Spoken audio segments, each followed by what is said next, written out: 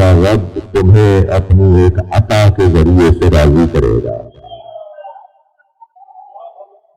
ساری دنیا اللہ کو راضی رکھنے کی کوشش کرے، اللہ مصطفیٰ کو راضی کرنا چاہتا ہے۔ کیا عشق ہے، کیا پیار ہے، کیا محبت ہے، کیا نبی مکرم سے اللہ کا تعلق ہے۔ عاشق اور معشوق کا انداز ہے، جیسے کوئی عاشق اپنے معشوق سے بات کر رہا ہو۔ پورا قرآن اسی لہجے پر مشتمل ہے۔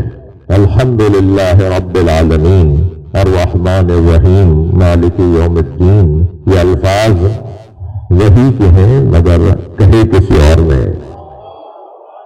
ایاک نعبد و ایاک نستعین، ہم تیری ہی عبادت کرتے ہیں، تجھ ہی سے مدد مانگتے ہیں۔ یہ اللہ نہیں بول رہا، اللہ نہیں کہہ رہا اپنے آپ کو کہ ہم تیری ہی عبادت کرتے ہیں اور تجھ ہی سے مدد مانگتے ہیں۔ یہ کوئی اور کہہ رہا ہے مگر لہجہ اتنا اچھا ہے کہ اللہ نے اسے وہی بنا دیا۔ صلوات پڑھیں محمد علیہ۔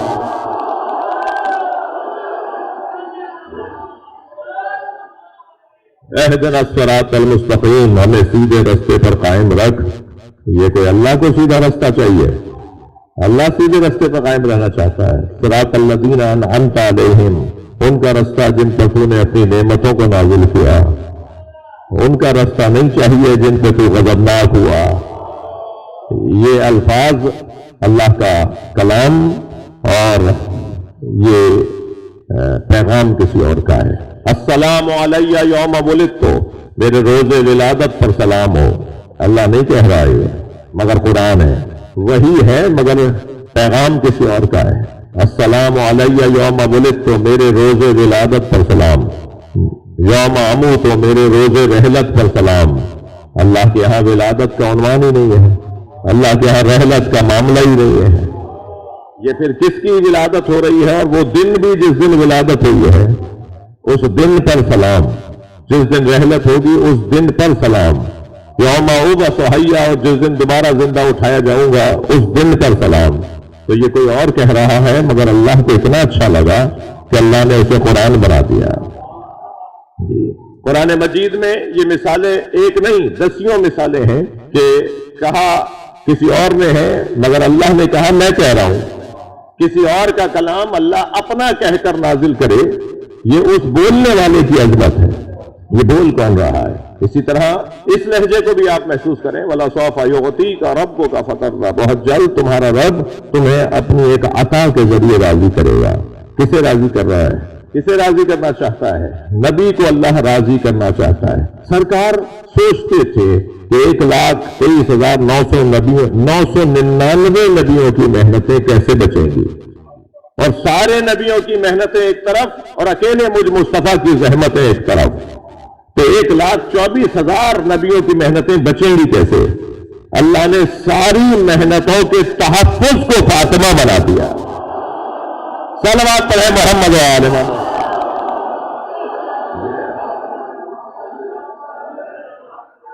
سیدہ کا وجود تمام نبیوں کی محنتوں کا تحفظ ہے۔ بار بار سرکار دو جہاں کے ذہن عالی میں یہ خیال آئے اور اللہ یہ کہہ کر تسلی دے کہ بہت جلد تمہارا رب اپنی ایک عطا کے ذریعے تمہیں راضی کرے گا، اور وہ جو اللہ کی عطا ہے اسے فاطمہ کہا جاتا ہے۔ اِنَّا أَعْطَيْنَاكَ الْكَوْثَرَ، ہم نے آپ کو خیر ہی خیر فاطمہ عطا کر۔ ان دونوں آیتوں کو ملائیے، ہم نے آپ کو خیر ہی خیر فاطمہ زہرا عطا کر دی۔ وہ جو خیر مطلق ہے، خیر الکل ہے، کل الخیر ہے، وہ جناب زہرا کی ذات، ہر اعتبار سے جو خیر ہی خیر ہے، جس کا وجود خیر ہے، جس کا وجود خیر ہے۔ وہ ناراض ہو جائے تو امت کے لیے خیر ہے، وہ راضی ہو جائے تو امت کے لیے خیر ہے، وہ مسکرائے تو امت کے لیے خیر ہے، وہ غضبناک ہو جائے تو انسانیت کے لیے خیر ہے۔ ہاں کسی کے لیے شر ہوگا تو وہ بی بی نے شر نہیں پہنچایا، وہ خود شر ہے۔ جو سیدہ کو ناراض کر دے تو پھر اسے شر کہا جائے گا۔ سیدہ کا ناراض ہونا شر نہیں ہے، سیدہ کا تو ناراض ہونا خیر ہے۔ صلوات پڑھ گئے محمد وآل محمد صاحب۔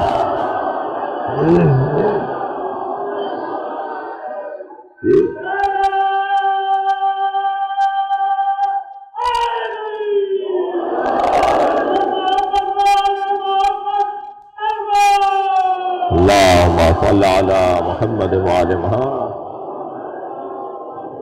اللہ اکبر. اللہ نے 1,24,000 نبی، 12 امام، یہ سب کے سب مرد قرار دیے نا. تھوڑی سی گردن ہلائیے، یہ سب مرد ہے نا. اتنے مردوں میں اللہ نے 4 بیویوں کو کافی جانا. حضرت حوا، حضرت آسیہ، حضرت خدیجہ، حضرت فاطمہ. ان 4 بیویوں کو اللہ نے کافی جانا. حضرت مریم، اللہ نے ان چند بیویوں کو کافی جانا. مگر ان سب بیویوں میں جو اسوہ کامل بیوی ہے وہ جناب زہرا ہے. اس لیے کہ خاتون کے 4 روپ ہیں، 4 کردار ہیں، 4 قلمدان ہیں، 4 اس کے کردار ہیں. خاتون تمہید زندگی کہلائے گی جسے بیٹی کہا جاتا ہے. خاتون اصل زندگی کہلائے گی جسے زوجہ کہا جاتا ہے. خاتون نتیجہ زندگی کہلائے گی جسے ماں کہا جاتا ہے. خاتون حسن زندگی کہلائے گی جسے بہن کہا جاتا ہے. ان 4 کے علاوہ اور کوئی کردار سامنے نہیں آتا. خاتون کے لیے یا تمہید زندگی بیٹی ہے. خاتون جب روپ بدلتی ہے تو اصل زندگی یعنی زوجہ ہے. خاتون جب کردار بدلتی ہے تو پھر نتیجہ زندگی یعنی ماں ہے. خاتون جب اپنا قلمدان تبدیل کرتی ہے تو حسن زندگی یعنی بہن ہے. ان ساری بیویوں میں جو آسمانی بیویاں ہیں، جنت جن کی مشتاق ہے، جن کی تعریف قرآن مجید میں آئی ہے، ان ساری بیویوں میں کوئی نہ کوئی ایک قلمدان کم ہے. توجہ چاہوں گا، ہر بیوی میں کوئی نہ کوئی ایک قلمدان کم ہے. حضرت حوا اچھی بیٹی نہیں ہے. بیٹی کہاں ہے حضرت حوا؟ کس کی بیٹی ہے حضرت حوا؟ تمہید زندگی ان کے ہاں نہیں پائی جاتی. اچھی ماں بھی نہیں ہے، ورنہ بیٹا قاتل نہ ہوتا. صلوات پڑھ جائے محمد و آل محمد.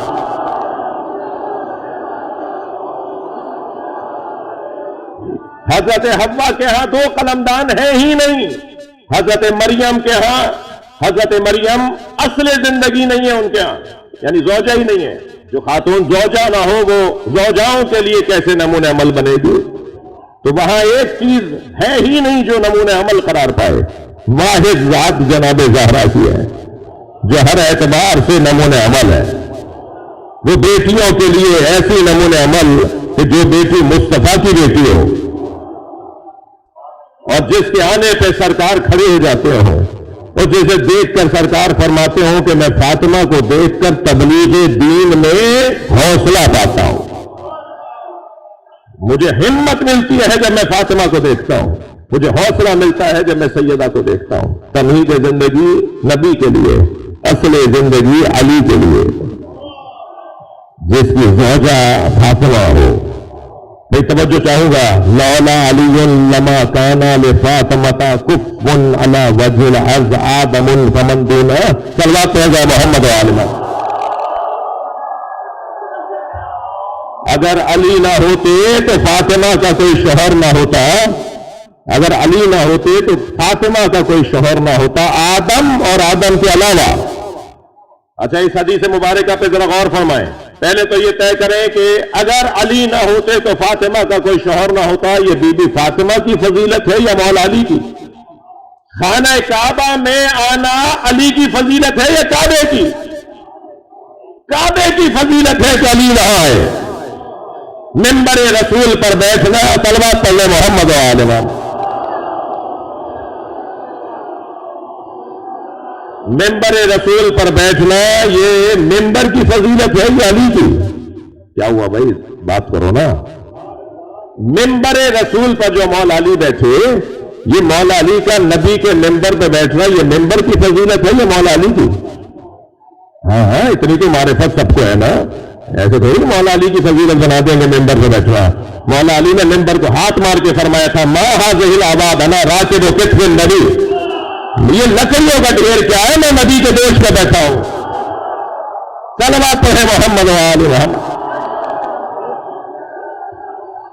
ہاں، یہ